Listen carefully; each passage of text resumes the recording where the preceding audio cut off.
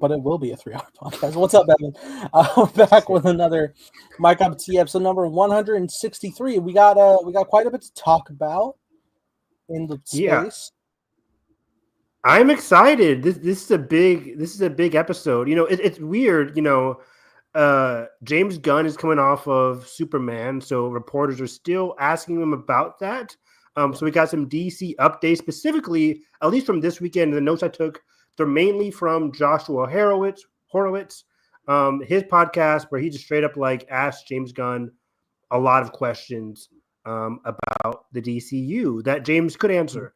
And even the ones that he couldn't answer, we can kind of infer what he's thinking. Yes. And then Kevin Feige in the lead up to Fantastic Four. I'm not gonna do the whole chorus part. But that's coming out Thursday. We'll do our podcast, our spoiler review for Fantastic Four, dropping Friday, the day after the movie comes out, so people will Fantastic have a chance Friday. to see it. Fantastic Friday, exactly. So we're gonna dive deep into that. We're just gonna do a solo Fantastic Four, review. That should be fun. Just like we did for Thunderbolts and all our Superman, especially. So we're going to do that for Friday. But today or yesterday, Kevin Feige also sat down with Deadline, Variety, and Hollywood Reporter, other major news outlets, and just he sat down with all of them and gave his breakdown about some of the past events with the MCU and what's ahead past the Fantastic Four. It's kind of interesting because yesterday when all the news is coming out, it would say via Deadline or via THR or via Variety. And then you read all the articles and they're saying the same shit. So it's so that threw me for a loop. So I had Evan gather the DC information, and I went ahead and I distilled all the Marvel stuff.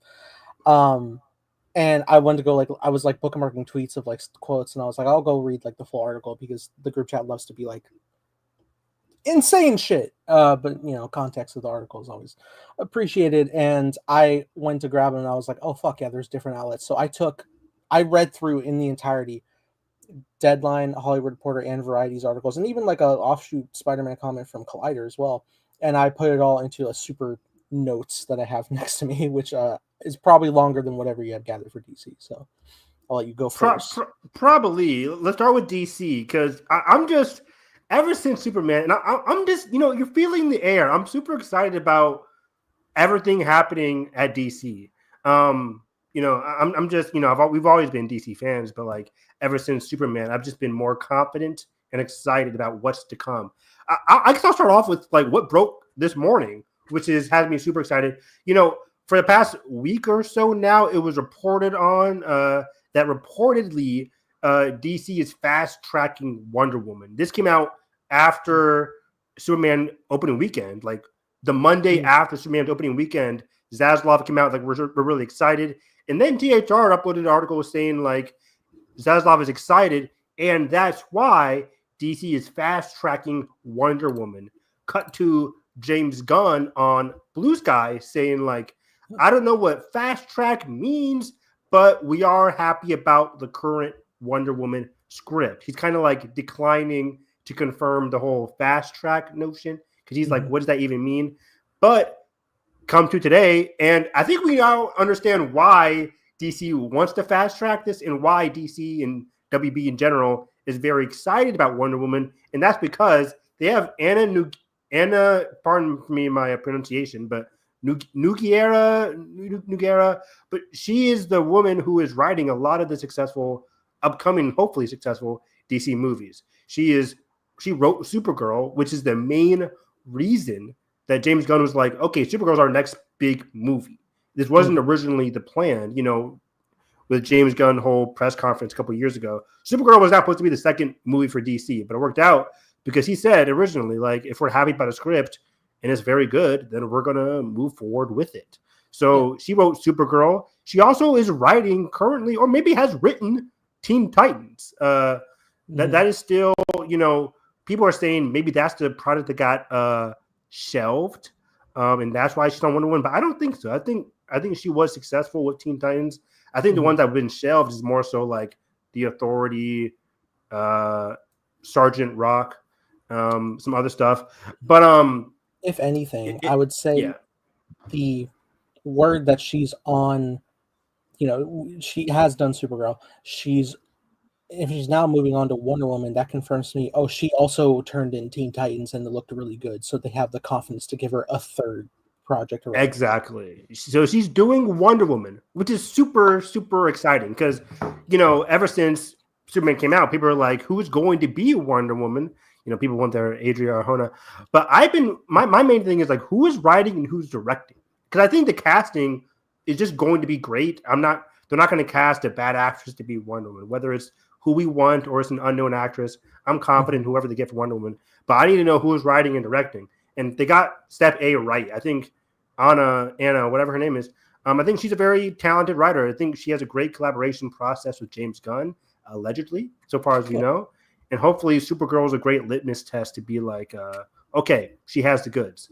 Coming out within a year, Supergirl. So I'm very excited. I'm so happy that they have a writer for Wonder Woman. We don't, and this just, it screams at me, Nathan. Wonder Woman, I don't know about you, this is coming out before Batman, the DCU Batman, whether it's Robert or not. I think this is coming out pre-Batman, which is going to be interesting. But that's kind of the state that Matt Reeves left them in, where he's like, I'm taking my time with part 2. Sure. If you like to live in my delusions, it's because they are going to fold Matt into it. He does keep bringing up Matt a lot at like every turn, even just like sidestepping of like, hey, who's your favorite creative that you're like really enjoying? And he's like, Matt Reeves is great. It's like, I feel like James is working with Matt a lot because they're trying to figure out like, well, maybe we could find a way to fold this in. Exactly. I'm trying to look for that Matt quote because that was very funny. Because I'm like, he's like, which director does he most want? Josh asked him this. And he says Matt Reeves because he's not directing a DCU film yet. And I'm just like,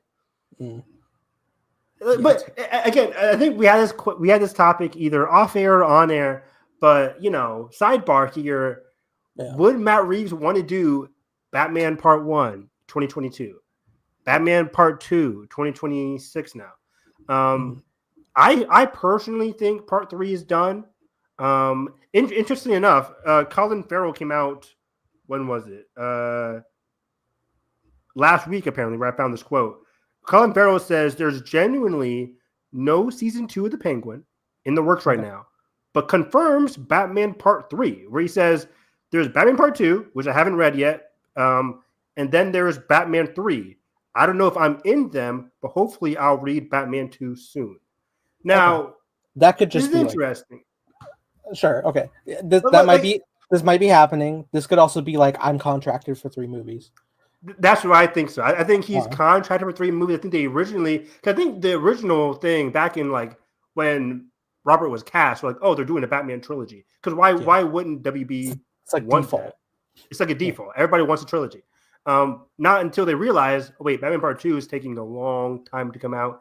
And now we have James Gunn, and now we have a successful start, at least, to the DCU. It's like, I think times have changed since that initial contract with Colin. So I still think that Batman Part 3 is just going to become the first movie in the DCU for Batman. Whether, again, that's Robert or not. I'm with Nathan. I think Robert is eventually just going to walk on in. But we never know. We'll have to wait until next October to really get our definitive answer. I think we'll get a definitive answer about Batman by next October at the latest. Because everybody's gonna be asking them. So, what do you think about James Gunn in the DCU? So they're gonna give us that answer soon, very very soon. Yeah. And in other DC news, Batman Part 2 is casting this fall. Which is very exciting. We should be getting like story beat information probably by then. But going into this, this is interesting, buddy. James Gunn, his next film. What is his next film? Slither 2. Slither 2 is going to be in the DCU. No. Too little. So he says his next film is not World's Finest. He confirmed because people were asking about this. We talked about this off air, but he said his next film is not World's Finest, But Superman is very important to the film. The announcement will be sooner rather than later, but not this week, as in the week that we are currently, as of this airing, this Monday. Yeah. I think is Comic-Con this weekend or next weekend? I think it's next weekend. Yeah. Yeah. I think we could get something next weekend about this. And since our last discussion, Nathan, I saw an interesting theory about what this could be. I wonder if I could find it. But first off, what do you think about this? Not World's Finest News from. I think good, because probably you're gonna want to introduce Batman on his own first, and I don't think they're gonna want to wait a while to use Superman again. I think you're gonna want to use him as soon as you can. I imagine it's probably going to be a pair of Superman and Supergirl doing some type of Children of Krypton, whatever you'd call it, a team up with them. I could see that happening. Also, I think we had also talked off air that he's probably going to announce this at Comic-Con via the Peacemaker panel, which granted that is going to be before Peacemaker's out, but he also mentioned that season 2 is going to tee up the big DC event that they're working towards for this first set of films. Like the way like the Infinity Saga sets up leading up to Infinity War, we're going to get what they're going to be leading to in the DC universe, but probably not Crisis. I think I might have heard it's not going to be that. Yeah, there's no way you can start the DCU with Crisis. Crisis sounds just like a big, it's crazy. That sounds like the Infinity War thing. That's like way later. Yeah, like you just exactly like they call it the Infinity Saga, but like in Phase 1, they weren't like the Avengers movie wasn't like Crisis. But anyways, this is interesting though when he said this. Like I do agree with you on part A. I think he might announce then his next movie at Comic-Con next week during the Peacemaker panel. At the but end. I am interested. What? At the end of the panel, after everything, I imagine. Yeah, exactly. Yeah, he's not going to steal the thunder from Peacemaker. But what I am curious about is seeding his DCU within a TV show. Is this? Are you worried this is getting too into like what failed Marvel in Phase 4 and 5 in terms of like an important aspect of their universe being set up to a TV series? Granted, it is HBO, so it's going to have more eyes on it than like a Marvel TV show. But it's still like, and Peacemaker got a big pop at Superman. Everybody's screening, so people have watched the show. I am just slightly nervous about seeding a core concept within a TV show that from TV to movie, the disparity, is kind of large there. But maybe he's just thinking of just at least like an idea of his of the next phase of the first phase of the DCU is going to be kind of like talked about in Peacemaker, but just like it's going to sprout in upcoming movies, maybe, or maybe even Green Lantern. You never know.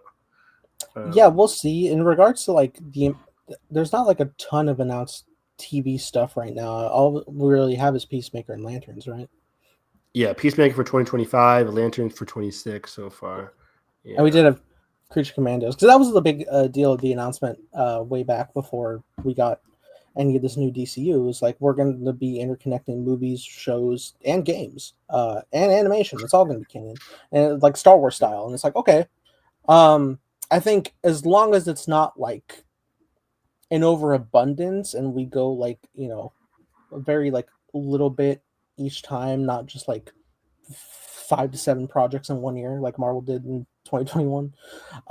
Then I think cooler heads will prevail in that sense. People will like get to explore these different things, and the brand will be strengthened as we take our time, not only in terms of like how like much time we give for VFX over a year, which is still such a great rule of thumb, but also like James doesn't lock in a script until like it's completed to go into production. Yeah, we'll talk about that with Marvel too, right? But I'm curious about what Peacemaker could talk about. We already know Peacemaker season 2 is primarily going to be about the concept of pocket dimensions. Pocket dimensions, which was in Superman. Lex Luthor built a pocket dimension, a very risky and, as James Gunn says, a not so stable pocket dimension. But we saw it in Peacemaker season 1, where we saw Peacemaker's dad had like a device that could go into that. So we're going to explore more into that in season 2, which I'm very curious. Even in the trailer, he's talking about different dimensions and stuff. So I'm very curious to see what does that mean for the future of the DCU. But in terms of James Gunn's personal next movie, I saw people thinking of Legion of Superheroes, which could be interesting. Legion of Superheroes, a group from the future coming into the present. This was shown in Smallville, apparently. Similar to Guardians of the Galaxy.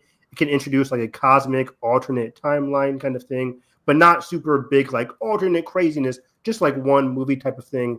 And people have said like Supergirl is in this, Brainiac is usually involved, and of course Superman is usually the main lead here. So I like that. I like the idea of like a team up like this happening. I'll DM you that information, but it is very interesting. I like that idea. Because I'm personally not the biggest Superman comic book reader, so I don't know of any other team up besides World's Finest or him and Supergirl doing missions together. So I'm down for James going for a deep cut. He's always has the ability to do something weird but make it modern, fresh, and relatable. So I'm excited. I'm very, very excited for what heroes are usually in that? Are there other like big DC heroes in it, or couldn't tell you? Because like I heard like Legion of Superheroes, so I'm like Justice League, but maybe not. Yeah, maybe not Justice League. Yeah. On other news, he said like we're ways away from Justice League in and of itself, which is fine. Yeah, I think he repeated that as well. I think Justice League for me, I'm looking like 2030 at the earliest, right? Yeah. If this year they want to do Superman, next year Supergirl, 2027 at the earliest, a Wonder Woman, Batman, maybe we'll see 2028 Wonder Woman, Batman. I think I heard there's presently no plans of development in like immediately for anything with the Flash or Aquaman right now. Yep, that was a great transition, because he says Aquaman and the Flash probably won't appear in the next 2 years at DC. This makes total sense. Again, 2026 is already settled. That's 1 year. That has Supergirl, Lanterns, Creatures Commando Season 2. Those are your big things. Clayface is next year. Remember, 2 movies usually. And then 2027, we're looking at the Batman Part 2, and then a mystery DC movie. We were talking about release dates the other day. Is Batman Part 2 coming out in October, and then there still is a summer, June or July DC untitled movie. That's probably going to be their next thing, whether that is Teen Titans that can easily come out by 2027. Teen Titans, it could be Wonder Woman if they get the script finished this year, or it could be 2027. It could be the Batman DCU version. You never know. Or Wonder Woman. You never know. So we'll have to wait and see. But yeah, there's no room for the Flash or Aquaman within those 2026 and 2027. But 2028, 2029, you can easily have the Flash and Aquaman ready by then. I think those are the next things, right? I think it would go Superman, Wonder Woman / Batman, and then you already have Supergirl, you already have Green Lantern. And then Batman, and then Flash and Aquaman, those two can come out. And I'm very curious. And we already know Barry Allen is going to be not Barry Allen. It'll be Wally West. I think the DCU is doing first. Okay. Interesting. I really didn't recognize most of the heroes in the mural from the Hall of Justice in the Superman film. That was pointed out by fans, except for one being, I think it was Jay Garrick's Flash. Jay Garrick's Flash, and people said they saw Dr. Fate, which James Gunn confirmed. Dr. Fate is in the DCU. I don't think, guys, don't get your hopes up for James Bond. What's his name? Pierce Brosnan. Don't get your hopes up. He was excellent. I was rewatching the clip from Black Adam. I'm like, man, every time he was on screen, that movie rocked. Hawkman was really good too. Hawkman, the whole Justice Society in that movie. Yeah. They were really well casted.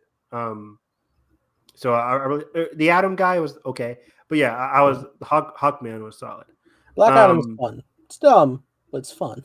It's fun. Yeah, it's really dumb. I remember like I was watching the clip and I'm like, this was the villain for Black Adam. It was like one of the worst villains you'll see. I can't remember who the villain is. Wow. It's like some demon entity thing. That's like, right. Okay, whatever. Not great, Bob. But he sat on the comic cover. Yeah.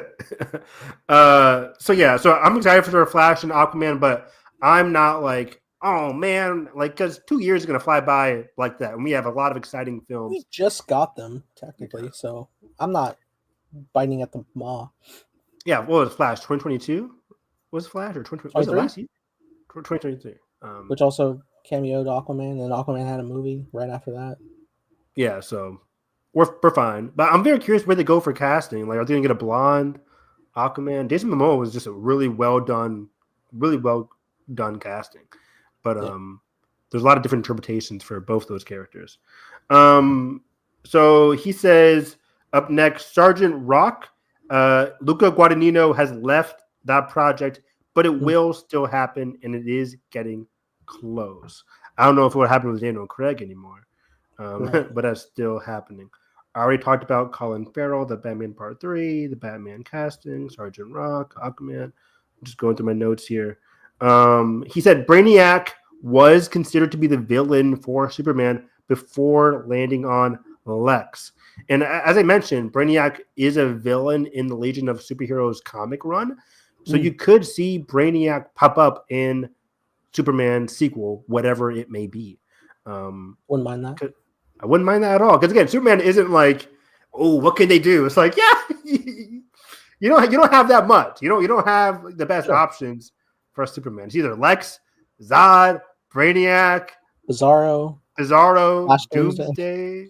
Yeah, right. Darkseid, but usually that's the whole Justice League. Yeah, Darkseid usually the whole Justice League. But yeah, that's a good point. So we're scratching for options, but Mr. The fucking Mixopolitical.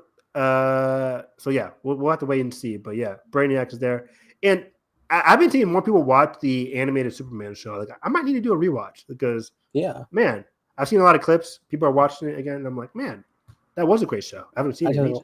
I definitely want to dive in. I was watching a couple clips I was watching a compilation of like best like early Superman moments of different iterations, and yeah, it's really great stuff. I would also be intrigued to see a magical opponent for Superman because that's one of his bigger weaknesses outside of Kryptonite. Yeah, exactly. Kryptonite's kind of boring, but magic will be very, very cool. What can they do there? So that's Brainiac.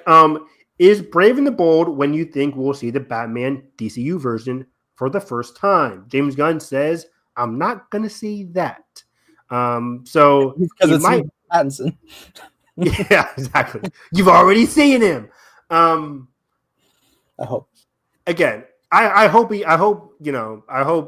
they after Batman Part 2 they go into Robert Pattinson being Batman. But even if that is or is not the case, I think we will see a Batman not in Clayface. People think they'll see him a lot at the end of Clayface. I don't think so. I'm leaning my head more so on Teen Titans if that comes out first. I think Teen Titans would make a lot of sense.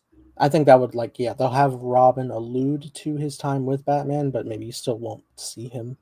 Exactly. One of my friends who's in the industry, he says there are ideas percolating about Brave and the Bold happening first, so audiences are introduced to Damian Wayne, then Damian can lead the Teen Titans, as in the comic books. Okay, that could be a thing. I don't know though. Is Damian leading the Teen Titans currently? In DC Rebirth, he was. Okay. Granted, I don't even know. I often think back of the animated, of course, Teen Titans, and it's still kind of gray area of which Robin this is. It's is it Dick Grayson? Is it Tim Drake? I don't know. yeah, we don't know. You mean the OG animated series? Yeah, 03. That had to be Dick. That was Dick, wasn't it? Did they I not don't say know. his name at He has all? like almost a similar costume to I think Tim Drake in one of the previous Batman series. So people are going off that. It's Yeah, it's muddy canon.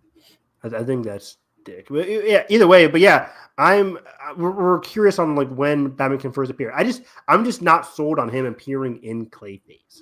I don't know why. Clayface just seems like they just want to do horror, secluded, one and done kind of movie. I don't know if they'll put a Batman at the end of it just to be like, "What's up?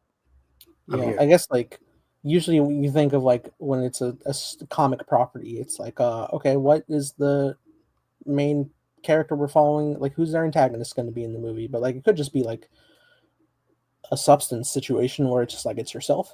Like, Yeah, right. I mean, that's what all signs are pointing to with this storyline. And I think one of my friends said, like, it might actually be set in LA, given how Clayface, the guy, is an actor and he wants to be a better actor. You know, tragedy ensues when he tries to use an experimental, new facial drug that turns yeah, him into Clayface. I mean, given all the signs, just watch the fantastic Clayface animated series episode. I think it's a two-parter, yeah, and it's pretty much what we'll see in the movie, except longer. So, a la Substance, which I think is one of the best horror films of the decade so far. So, mm. I'm very excited for Clayface. I think WB and them are excited as well. But yeah, where do you personally think? Do you think it could be in Clayface, or where do you think we'll see Batman before his first movie? I don't know. I'm always like weary of like the idea of like we're doing a villain spinoff after what Sony has done. But Good point. this is But this one WB. at You least can never seems like miss this. more. Yeah, this one seems more inspired. At least it's like, For sure. yeah. I think it's going to be a lot more like Cronenberg, The Fly horror type Mm-hmm. situation. So that captivates me. Could Batman appear? Maybe it depends on what the functionality of Clayface is. Is he in Gotham at all? Like where would it be set? I can't really say for certain. I think maybe you could see like a Jim Gordon. Oh, a Jim Gordon in Clayface. Yeah, that could work. That could That'd work. be We don't have our Gordon yet, unless they want to continue on with Jeffrey Wright. Even though Jeffrey Wright was like old in the Batman Part Two, not old, but I wonder. They could just keep him in for the DCU version again if the universes are the same. yeah. I would like that because Jeffrey Wright is so good. You don't know Spanish? You both are idiots. I love that scene so much. How have we not But watched the Batman, man? no, we haven't. I definitely want to. I think we're waiting for the sequel. It didn't happen. Probably. But yeah, as Yeah. far as the Batman goes, that's probably where I would expect him to be outside of his movie. Otherwise, I think Teen Titans is also a really good pull for that potential. Maybe like he could be a part of a cold open. You don't even have to technically have him cast. You could just be like in silhouette, and that would look visually amazing. Exactly. But more silhouettes, they did a silhouette in Future Commandos as well. Yeah, but to see it like physically, it's like, oh, look at him in front of the moonlight. Yeah. Even if you do a Batman silhouette, like he'll be on set. They'll have to like the actor will leak, so they'll have to get ahead of that and post it online via like THR. Like just in, it's so and so. It would be obscured in the film, and then like on opening weekend, the stunt person in the suit would share the full costume. Yeah. Remember when who's the Yoda person? Frank Goss showed up for the TOJ screening, and everybody's like, "Wait, what's happening? is Yoda in TOJ?" I don't think I heard that. You didn't hear that? I don't think it's not leading up to it, which is great. I was locked into like the red carpet and everything. I was like, back when I was obsessed with everything. My lock in is like as soon as the ears appeared on screen, I was like, "Is it a puppet?" It is. So yeah, with Dr. Fate. James Gunn is excited about Lobo. He says Lobo is so freaking awesome. Jaden Momoa is, oh my gosh. But yeah, he says Lobo is great. He can't wait for people to watch his interactions with Supergirl. Hell yeah. Which gives me a lot of confidence. There was also a quote, I don't know if I have it here, but he said how he has seen, or he is about to see a cut of Supergirl next week. Because again, guys, it's already finished filming, and he says Supergirl is a much rougher character, so the movies can be much more rougher than a Superman that we've seen. Yeah. Just setting up the vibe for Supergirl, which makes sense. I'm not going in expecting like I'm a punk rocker. Yes, like I'm not expecting all that jovial, fun, like hope and optimism. She's gonna be singing Something in the Way. Yes, exactly. Yeah, it's gonna be rainy and cloudy. Oh my god, like a grunge soundtrack for Supergirl, that'd be fun. That'd be really fun. I would love that, and it would work.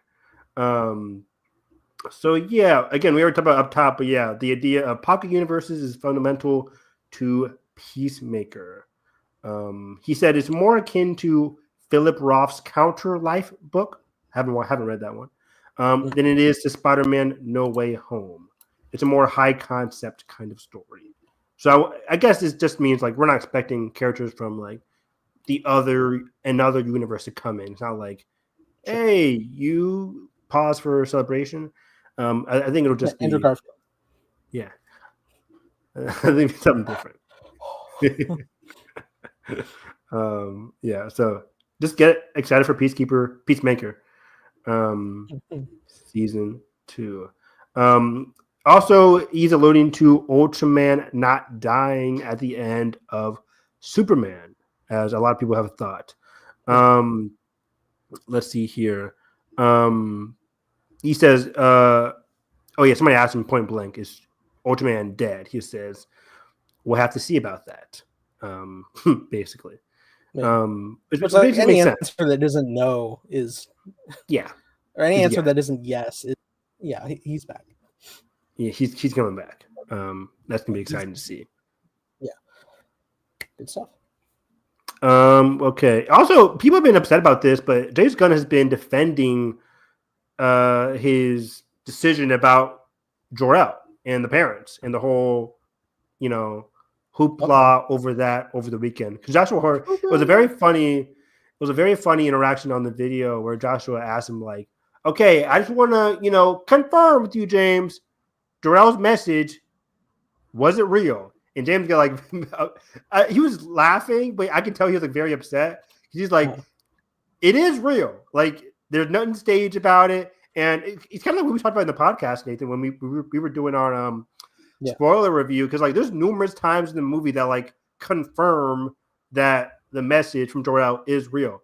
Mr. Terrific says like it is real, and then Lex Luthor said when the head of Baravia says like Lex, thank God you doctored that message. He's like, no, I didn't have to do anything. I just took it from Superman's place, and it worked out for us. Like there's so many, and he says like he's upset because during test screenings people had that exact same question, and that's why there's like 3 confirmations in the movie alone saying, yes, it is the real deal. That's true. However, Evan, I said to you off air that like, while we as the audience assume Lex must have doctored that footage, and then they confirm a bunch that he didn't, that maybe he didn't do that. But what if General Zod did before Krypton blew up so that they could ensure the survival of Krypton? That would be crazy. That would be crazy. I'm less on board that idea. I think James wants to stick to his like nature versus nurture approach kind of thing. But yeah, it makes sense because even like I said during our review of the movie, I was like, it makes sense for Jor-El to speak like this in a sense. Like again, from Kryptonians are not humans; they are superior in every single way, intellect, whatever. So it makes sense for Jor-El to want to continue that Kryptonian legacy for Kal-El. It is unfortunate to hear from Superman's perspective, but that's what makes a good arc in the movie. And that's what I like about it. As you mentioned up top, we will see some of the Hall of Justice murals. It's always funny looking at this mural and just looking at like my museum center. It's hilarious. But yeah, you see Dr. Fate, The Flash, Atomic Knight, Wildcat, Freedom Beast, Black Pirate, and Vibe. I don't know who any of these fucking characters are. I think I know who Wildcat is. I think I've seen that before. But other ones I have not seen before. It's a deep cut mural. Say it again? It's like a deep cut of characters. Yeah. So yeah, I think that's about it. I think I have all my other Marvel news here. But, so yeah, again, he's just very excited for Supergirl. It's much more of a rock and roll kind of film. Like I said earlier, it is rougher. She's a tougher character. She's not like Superman at all. But he said this movie still is for everybody. Um, it's a little bit edgier in other ways, but he's very excited for himself to see it.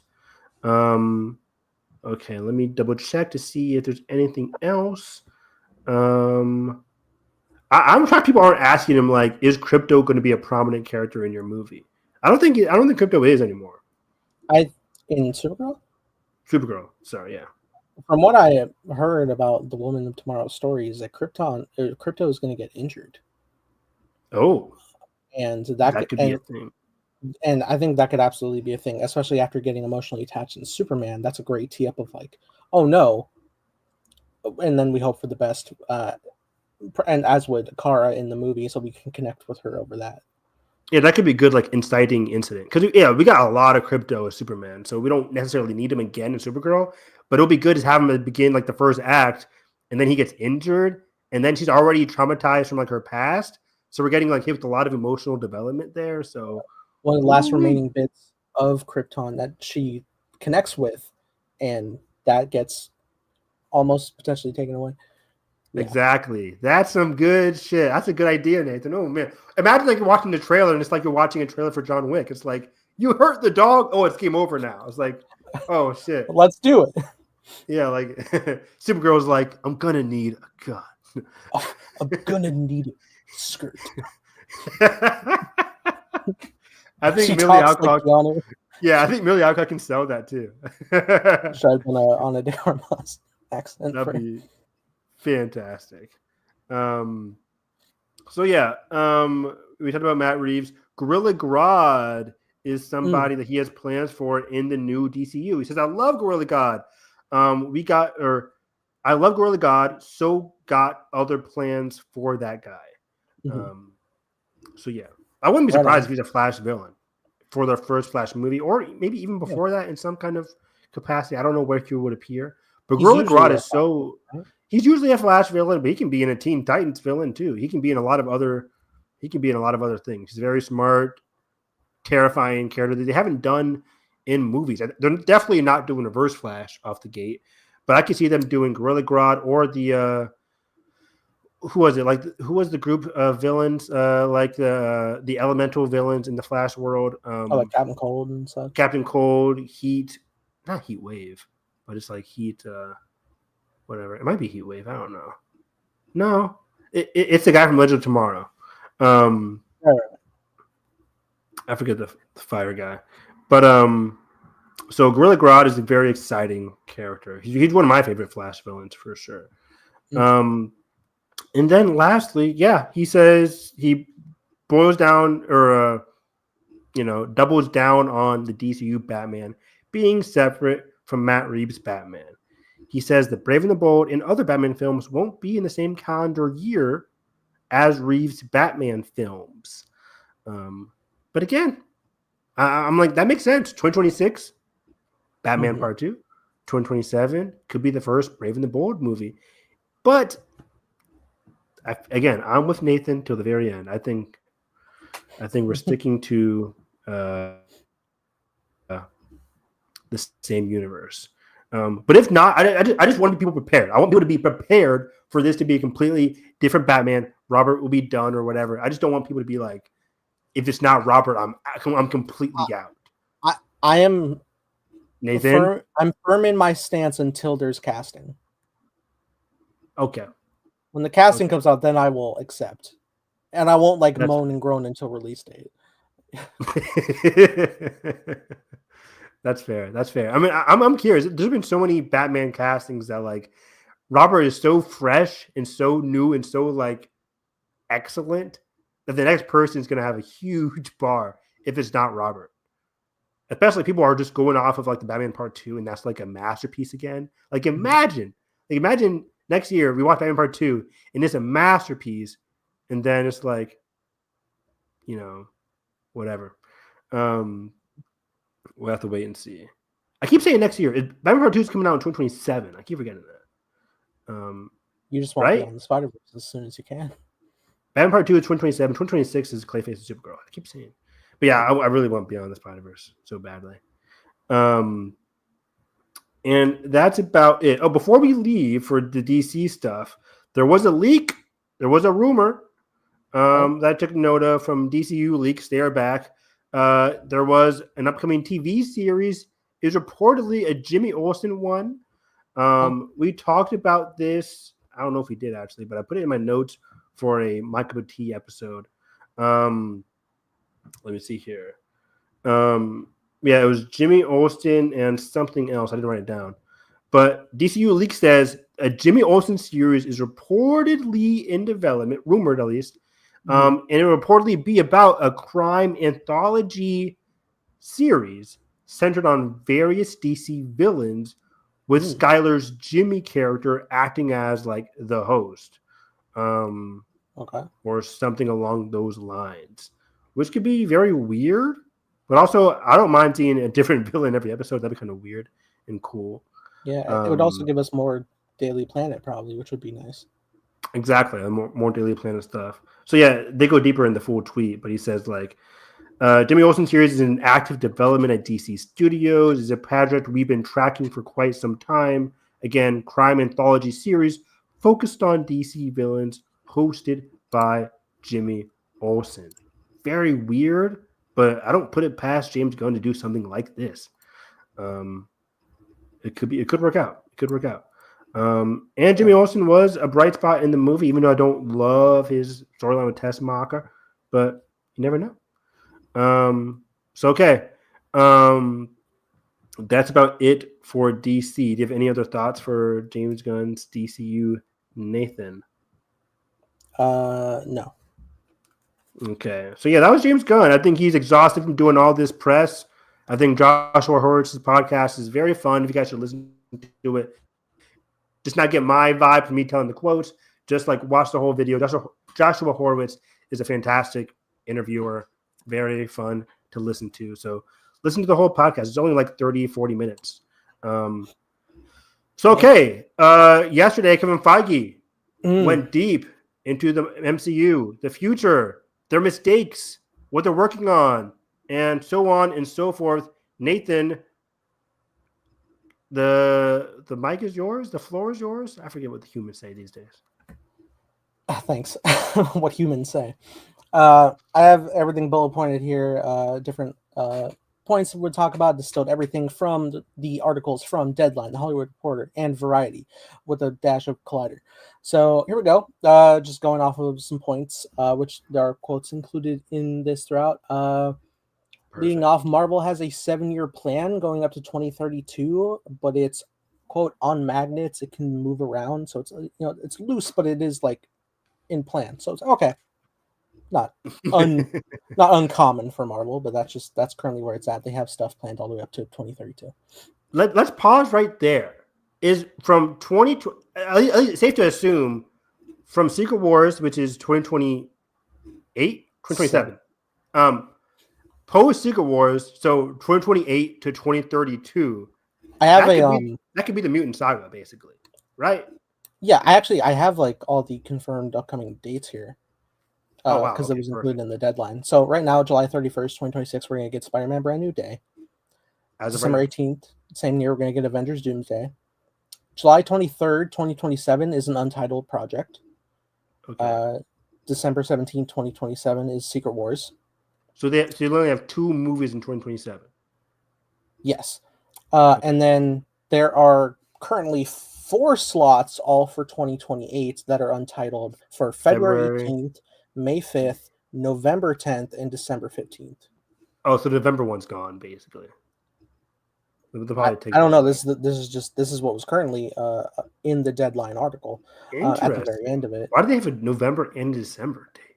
No, I assume the November one's probably going to be taken away because Disney usually likes to have their, Disney animated or Pixar sequels in that November slot. Sure. But yeah, that makes sense. Yeah. So they like December for the next 3 years, 2026, 2027, 2028, which is the first for Marvel. I mean, not at first. They had Spider-Man, but that was Yeah. Sony. Yeah, I'm sure one of those are going to disappear because they're trying not to do as many movies in 1 year, which is something I will talk about in this. I think they're sticking to 3. But yeah, I think is that it? Your 2028. I think that goes there. Anything for 2029? Yeah, up 2028, and as the point said, they have stuff planned all the way up to 2032 for projects. So yeah, pardon me. I think again, 2028, 2032 will be the new era of Marvel, mutant focused. Mutant, and I'll say mutant and cosmic focused because we'll get our Doctor Strange 3, Shang-Chi sequels, stuff, which is ridiculous. We'll touch on that actually. Oh, interesting. So I think those could happen. Actually, I think I was thinking that the July 2027 date pre Doomsday or pre Secret Wars, that could be your Doctor Strange 3 or X-Men. Gotta announce it now, right? We're 2 years out from we're 2 years out from that day. We need to announce something, right? Yeah, I think we'll know by the end of this year what that July date is. Yeah. What do you think it could be? I mean, I think it can only be. I think Doctor Strange 3 is a high caliber one that they're going to do because they're going into dealing with incursion stuff at the end of Multiverse of Madness. If that's not just immediately placated into Doomsday and Secret Wars, it has to be in Doctor Strange 3. And there's no way it's Fantastic Four 2. No way, right? No, because they're going to be in Doomsday, so they wouldn't just like, oh, we're going to pause the brakes on Doom to just randomly tell another story. Yeah. So I think Fantastic Four is out the picture. Black Panther is screaming February 2028. I think that's plenty of time for Ryan Coogler. Not November, because Wakanda was in November last time. Wakanda was in November, but it got delayed to November, and they didn't have a December date right after that. I guess it did pretty good though. So yeah, I think I still think that November 2028 day is gonna disappear. So I'm thinking February Black Panther that year. I thought X-Men could come out in 2027, but if Doomsday Secret Wars is later that year, I don't think they'll do X-Men. I think I give X-Men to May. However, I did May 2028. I did pitch once that it would be cool if they got December because like Christmas family X-Men would be really cool. I would love that. So yeah, my current theory is June being Doctor Strange 3 or July, whatever that was. 2027 for Doctor Strange 3, December 2027 Secret Wars, then February 2028 Black Panther 3, May 2028 X-Men first movie with Jack Schaefer. Yeah.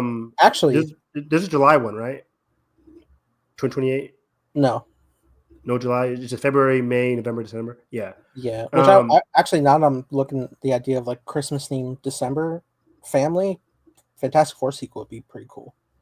December 2028 Fantastic Four. That would be exhausting for the Fantastic Four actors every single year. That's not unheard of, but yes. That's not unheard of, yeah. I wonder if it will release date because Stanley between 2025 and Spider-Man. I think it will be okay. I think it'll be okay. Let me double check the release date. Superman's doing pretty well 2 weeks prior to Fantastic Four, so. Yeah, I think. Let me look at 2026 because next summer is going to be a slaughterhouse with the Odyssey, especially coming out. Yeah. The Odyssey is the end of July, but Supergirl is June 2026. Mm-hmm. The week before that is Pixar's Toy Story 5. I think that's fine. Alternate programming is always like animation is its own legs. Exactly.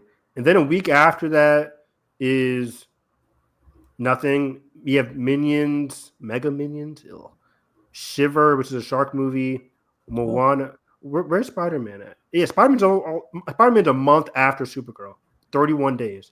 That's plenty of time. Yeah, the only thing, I think Supergirl will have IMAX from June 26th up until July 17th with the Odyssey. That's what? 1, 2, that's 3 weeks, unless Moana live action steals IMAX, which it might get Dolby. It might get Dolby, exactly. So I think Supergirl has like 3 weeks of IMAX the end of June. I think it's fine. I think it'll do fine. And then, Toy Story is its own thing. Yeah, so the dates are interesting. Presently, Fantastic Four is tracking 110 million stateside, which is their biggest year to date, according to the article. I was doing my own to Louise, the box office guy. He did predictions for this week. I did my prediction right now is 123. Okay. I don't think it'll catch Superman. But I also heard the THR guy, what's his name? Aaron, something like that. But the THR guy was saying his reports were saying 130 to 140. But I also heard yours, which was 100 to 110. So I'm like, where are we at with the tracking right now? The last I heard is that Fantastic Four is pacing like 20% behind Superman, which is why I think it's going to be a little bit less. But Marvel movies also have a higher how do I describe it? Higher ceiling than like DC in terms of like families just going to the theater and seeing it. So yeah, right now I'm betting less than Superman.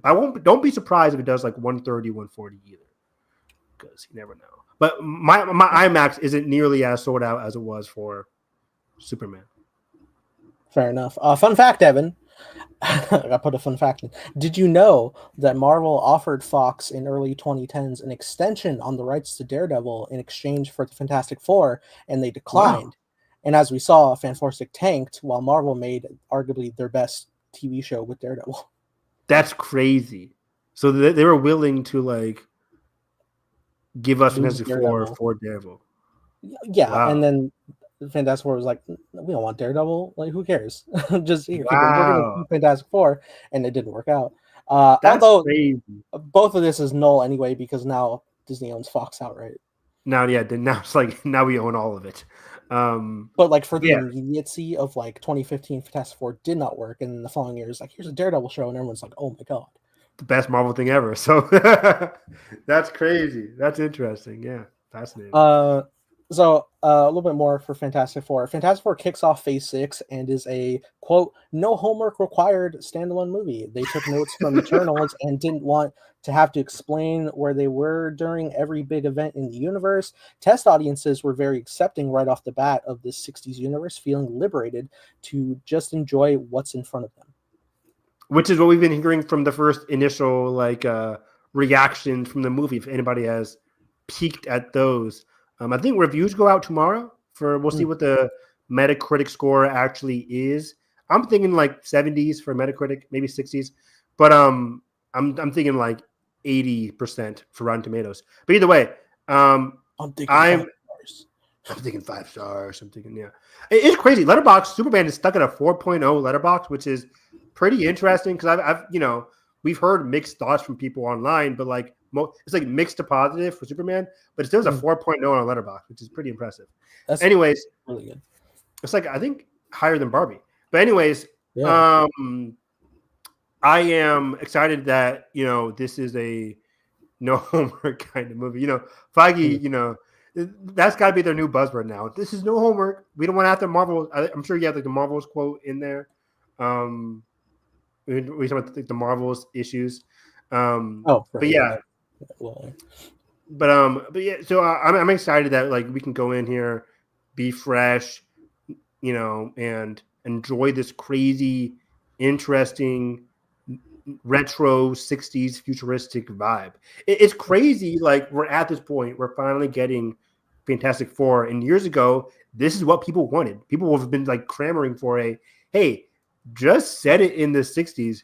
Make it unique. Like people have been clamoring for that, and this is what we're getting. So I'm very excited to see what we get on Thursday. Absolutely. Another fun fact for you, Evan. Feige also teased that the 4 lead actors from the unreleased 1994 Fantastic Four film, executive produced by Roger Corman, all have cameos in this new movie. That's fascinating to me. I will not be able to recognize them because I have no idea what they even look like besides one image online or just like. I've heard there's a great documentary called Doomed about the production of it and how everyone legitimately gave it their all, but then it was mainly just made for like I think rights holding, and they never intended to release it, which is very sad for the people involved. That's crazy. I can't imagine wasting people's time like that. Oh, this is just for rights. Yeah. That's it. That's very insane, but also very cool that they are getting to pop up in a Fantastic Four project this high caliber. Do you think you're gonna recognize them? If I study their face. It still has registered. It's from Draven. It says registered for me that there's an Avengers movie next year. That's great. I don't think it's registered for Marvel, but I'm more relieved that like it was pushed to December because we were supposed to be within a year now of it releasing. Yeah. It's like no time. It was supposed to come out May 4th or something like that. That's crazy. So yeah, I'm glad it got pushed to December. They're working on it now. I'm pretty sure you have the news about the new script as well, or the current script writer. Yeah, we got stuff in here. However, Evan, we're going to be pivoting to something a bit more. Hold on, Kevin. Which is there's a lot of hold on, Kevin. Hold on, Kevin. I think there's some where I was like, I think I can like smooth out what he's saying, and other ones where I'm like, okay. Oh wow, yeah. Really?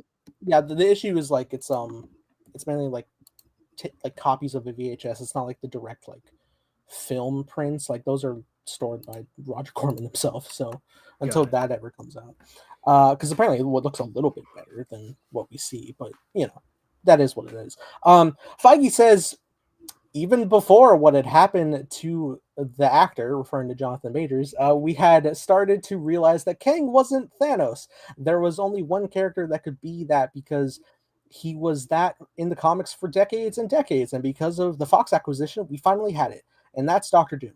We had started talking about Doctor Doom even before we officially pivoted from Kang. In fact, I had started talking with Robert about the audacious idea before Ant-Man 3 even came out. It was a long plan that we had to take one of our greatest characters and utilize one of our greatest actors.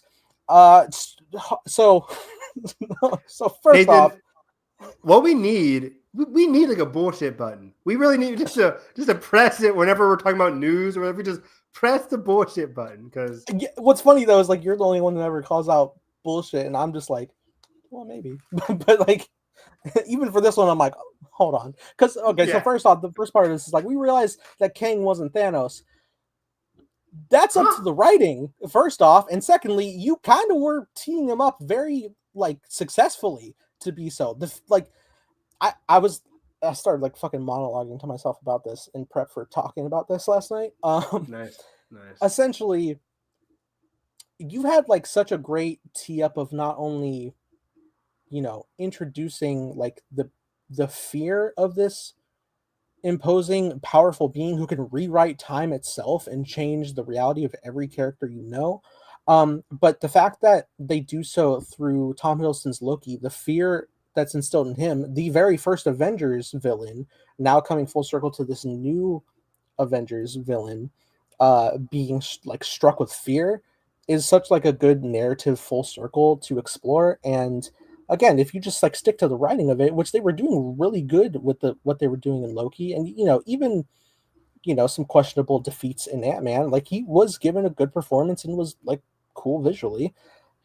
It seems weird to just like say like he couldn't have been this. He absolutely could have. That's just up to the writing. Yeah, I mean, I think as soon as we heard the concept of Kang, I don't know if you watched the TV show, but like Earth's Mightiest Heroes, Kang is a dominant villain. Read any comic book, Kang is a dominant villain. I was even like in like 2015 run of Age of Ultron that came out. I had like the hardcover and I was reading through and I was like, oh, Kang's in here. Like he's everywhere. Kang's in here. Kang's in there. He's Ultron. He's had effects. Remember we were talking about, was it last year's X-Men TV show? Like Kang has had interactions with the X-Men Apocalypse, because Apocalypse came from the past, so did Kang. Exactly, right? So it's just like Kang interacted with that Apocalypse. So it's like Kang is an Apocalypse level villain. Apocalypse is famous because Apocalypse is Apocalypse, obviously, but like Kang could be very imposing. They fucked him over in Ant-Man. Granted, I thought he would beat up Ant-Man's ass, and then like Ant-Man would just like sneak away, or maybe die, or something like that. But like the way they had him like lose to Ant-Man and some ants was very baffling to me.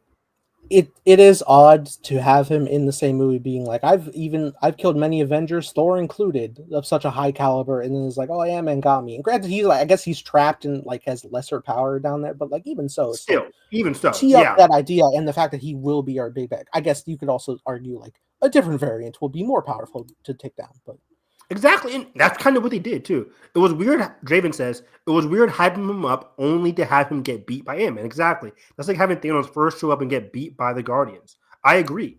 sure. If they wanted Kang to be this main villain, cool. Have him be your main villain. And usually, I'm not about like killing great stakes, but like you could have killed who's the OG Ant-Man? What's his name? Hank Pym. Yeah, Hank that would have Pym. been cathartic, emotionally like resonant. Exactly. That would have made sense, especially, unfortunately, we heard he is quitting acting. So was Evangeline But Lilly, I guess. exactly. So it's just like they messed up with the whole writing of Ant-Man. If you want to watch our whole Ant-Man 3 review, we go into the flaws of that movie. But it's a better trailer they pitched. There's a great trailer in there. But yeah, so it's just like they messed up there. But most of all, you're right, Nathan. Don't give me the BS that Doctor Doom was always going to be your main villain. That's bullshit. Because there's no way Doctor Doom is such a Doctor Doom. Doctor Doom is a very incredible, fantastic, delicious villain. Like, what are we doing here? Draven says it's like Snyder Cut Justice League, where they first see Darkseid in a big flashback. He gets his ass kicked. It's like sure. Doctor Doom is such an imposing villain. He needed, and I'll say this to him, blue in the face. He needed way more build up than what we are currently about to get, because we haven't even seen Doctor Doom. 100% of the audience has not seen him. Maybe we'll see him in this Thursday, but I was thinking about this. I was thinking about this last night, and just to like paint the full picture of like the layout, it's like comparatively to like other Avenger villains in the Avengers entries. Mostly whether it's Loki or Thanos, we have been pre-established to them and spent time with them before the actual Avengers film. The only instance that we didn't do that was with Ultron, but granted, Ultron has a deep connection as to be developed from Tony Stark, one of our biggest developed character who was on his 5th entry by this point and was a product of like his emotional journey and his arc. So it made complete sense. Exactly. It connects and resonates. Coming up with Fantastic Four, there is no shot outside of the post-credit scene, speculative, that Doctor Doom is going to make an appearance in this movie whatsoever. And so his first appearance earliest will be a post-credit scene for Doomsday, and then we'll get him in Doomsday. And granted, we know that Reed and Victor have such a great dynamic in stories and comics, but this is going to be their first iteration and presumably their only contact with that through these 2 Avengers movies, and they're going to be at like such already like he's going to be high level God Emperor Doom, and I don't really foresee them doing a situation where like, all right, the Fantastic Four went up against the most powerful version of Doom, and now we're going to dial him back where we won't need the Avengers help, but then like in another Fantastic Four we're going to go face to face with him. It is so unfortunate. I mean, I will say this: it's like pretend Doomsday is Magneto, right? It's like us not seeing Magneto. Fantastic Four, pretend this Thursday we're getting an X-Men film and they're fighting Mr. Sinister, not Magneto. But then in Doomsday, Magneto's the main villain, but he's played by Robert Downey Jr. And then we can never get Magneto again. It's just like Magneto to the X-Men is like Doomsday is to Fantastic Four, or Doom is to Fantastic Four. It's like we're never going to be able, like Nathan said, to get just your average Doom now, because he's going to get defeated in Secret Wars. We're going to wipe the slate clean, and now Fantastic Four is just in our universe. We have to wait longer to get an actual compelling Doomsday that isn't just like, God Emperor Doom. It's unfortunate. It's like, what the hell? Like, you needed way more time. Don't give me that. Especially don't kind of tease that like it had to be played by Robert Downey Jr. That's bullshit too. Because it's also like comparing to like going up against like something so powerful. It's like if you go along like the Michael Fassbender run of Magneto, it's like in Apocalypse, he wasn't our main villain, but if he was, he did like what he did in the recent season of X-Men 97, where like he shuts down the world through the magnetism, and like that's such like a high level. Oh my god, what do you do against that? And it would be like if in the next film, it's Dark Phoenix, so we're going up against Jean. But if we weren't, and we're going up against Magneto again, and he's just not doing something that high level, it's like narratively, it just doesn't flow. It doesn't make sense. And this is what people have been saying ever since it was announced. It's like, okay, well, I guess Doom is doomed. I guess we can't get an average, compelling Reed versus Doom scenario. Yeah, like Nathan said, we haven't had one mention of Doom at all. And we're being generous by thinking that they're going to include Doom in this post-credit scene. They could just pull what they did for Thunderbolt and just like connect it to the Avengers. That's the most likely scenario. Like, there's a more likely scenario that we get like Fantastic Four seeing the Avengers Tower from the space or whatever than ever seeing RDJ in this post-credit scene on Thursday. Granted, there are two, but like, I have to assume that this version of Doom, that Robert's Doom, is gonna be from the world of Fantastic Four, because he's not there. Because we see at the end of Thunderbolts, they're in our MCU, but Doom's not in there. Yep. Again, that's us being generous, Nathan. What if he's from like Earth 18, whatever Multiverse of Madness was from, like 1838 or whatever? And it's like, oh, well, he's from a completely different universe. I'm like, then what are we doing? It's like 838, yeah. So it's like, what is happening? It is so unfortunate because again, we watched all of our Fantastic Four commentaries, and it's like no movie has gotten the Reed and Doom dynamic just right yet, and now we're definitely not going to get that in the MCU. Well, yeah. Well, I'm hopeful to get like a little bit, because I know, like, as long as like the dialogue's there, and I think Marcus and McFeely as writers are really good. True. At this, and I think it's just McFeely on this, but also in recent reports also has that Michael Waldron is also working in tandem from Loki. Yes, Michael Waldron. I must say, it was Loki season 1, Loki season 2, and Multiverse of Madness, I think, are his 3 projects. Yeah, which right on for the narratives that you're flowing in the storyline. But I do think that we will get some good dynamic of Reed and Victor, because Robert and Pedro are phenomenal actors. Everybody can say they're like, oh, they're everywhere and they're doing the same thing. They're absolutely not. They have such different rates. Like, watch Robert in Oppenheimer, watch Pedro in anything really. But like, The Last of Us is so different from whatever he does in Star Wars, for example, or what he's about to do for Reed.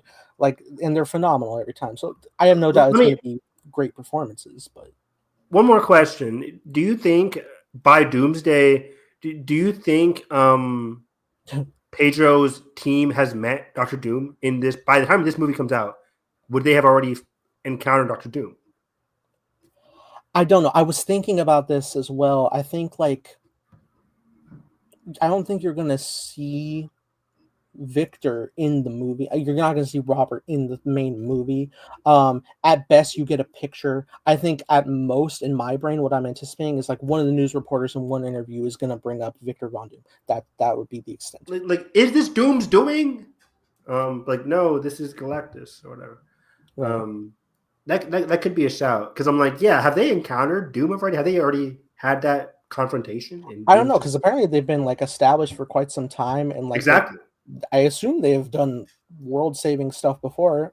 Whether that's just like low-level monsters, or if that is like they faced the sinister Dr. Doom of Latveria. I don't know. Hell, at most, I'm only anticipating like there'll be a name drop of Latveria at most. But I'm not anticipating a lot. Tampering my expectations. Me too. Yeah, in regards to Kang in and of itself, it's like, again, we have broken records. They could have just, in the magic of variants, whether you say they shot themselves in the foot with the post-credit scene in Ant-Man or not, that they're all Jonathan Majors, you could have gotten a variant of a different actor to play Kang, whether that's Coleman Domingo or Yahya Abdul-Mateen, whoever we were suggesting at the time, could have absolutely been done. Because I refuse to believe this movie is going to make, but I can see Marvel thinking this, but I refuse to believe it. But I don't think Robert Downey Jr. being in this cast is going to make this movie make like $100 million more dollars. I think it will for general audiences. You think so? Okay. I think so. I feel like we're back.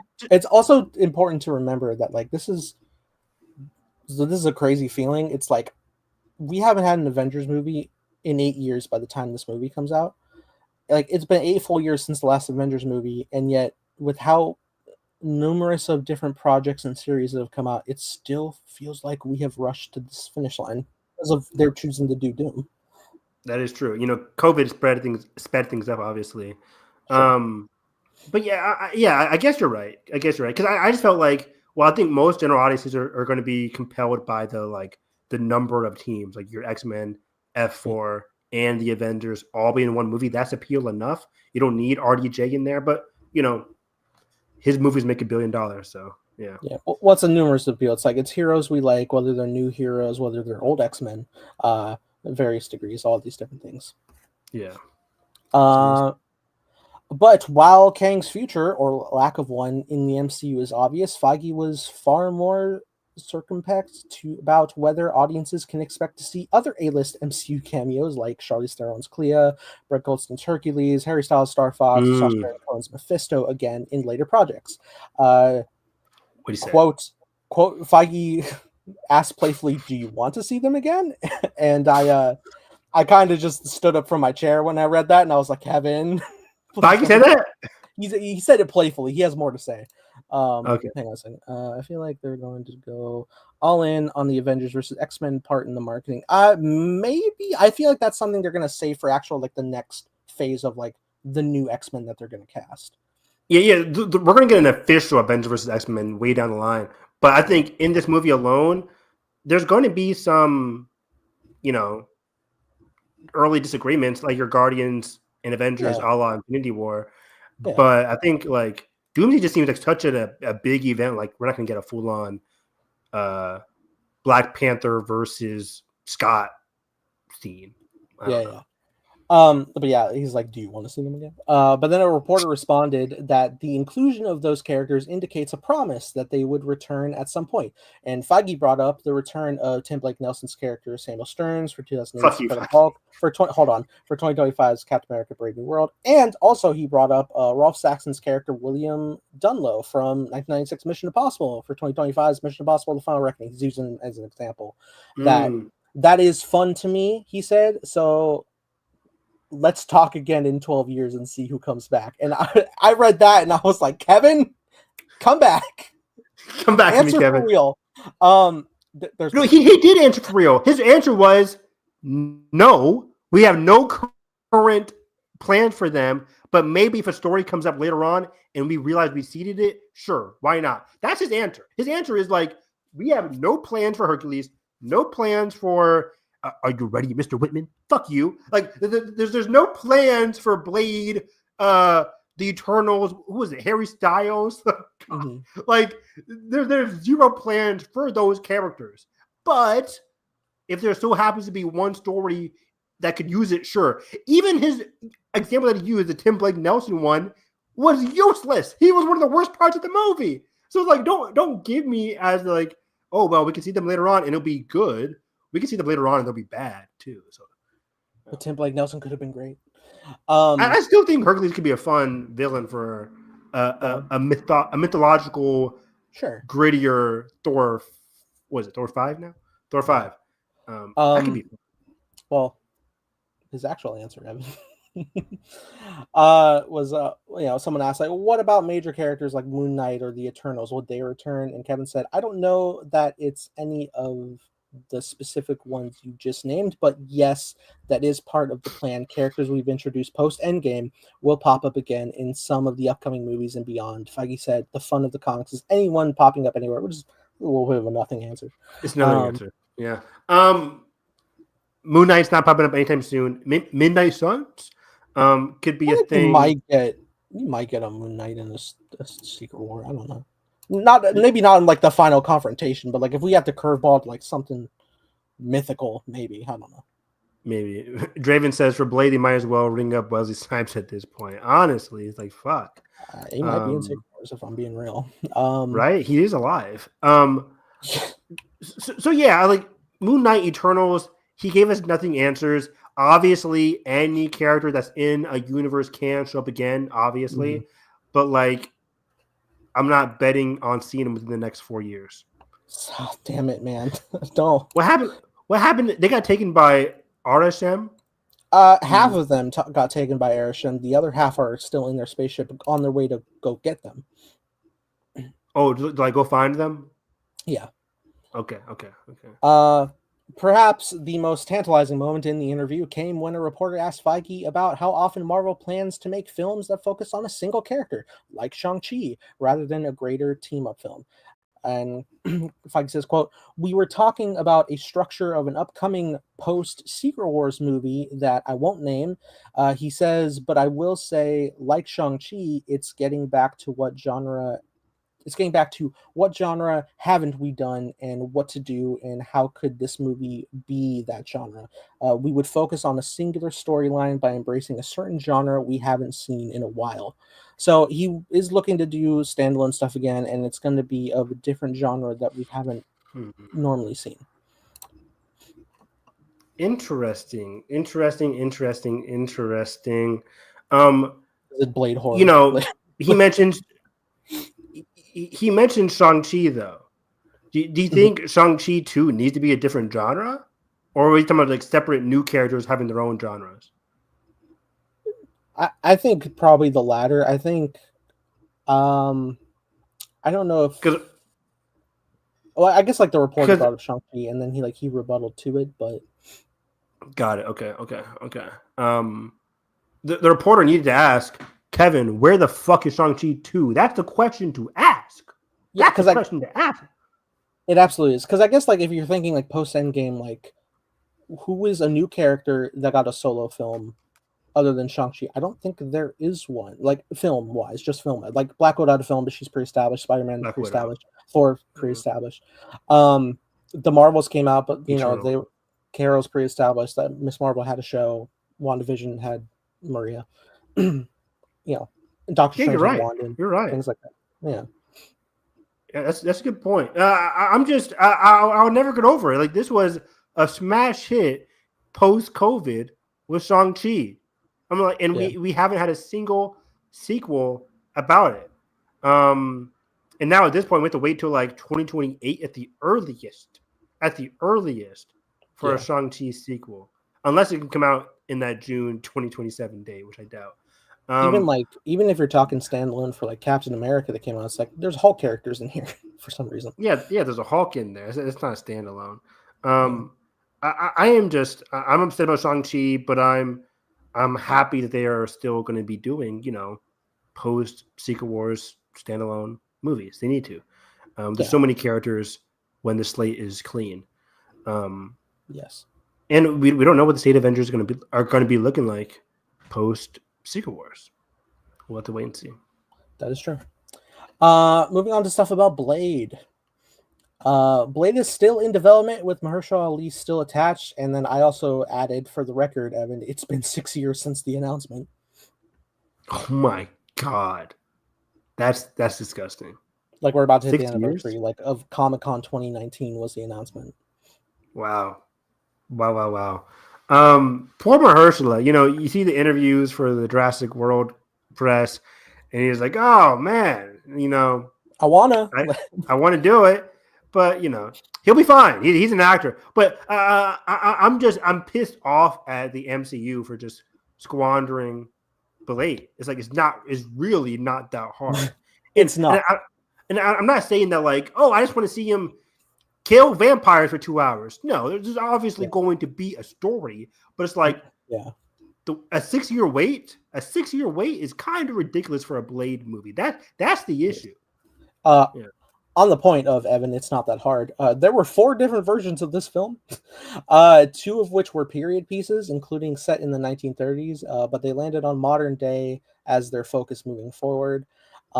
Also, on pausing Blade after the exit of 2 filmmakers, Jan Damage and Bassam Tariq, Feige says, "We didn't want to put a leather outfit on Ali and have him start killing vampires." And I'm like, what are you talking about? That's what he does. Confuses me. Is everything still here? Did I lose you? I think you might have froze. I don't see a problem with my connection presently. Oh, he's back. Bam. I'm back. Right on. What's the last thing you heard me say?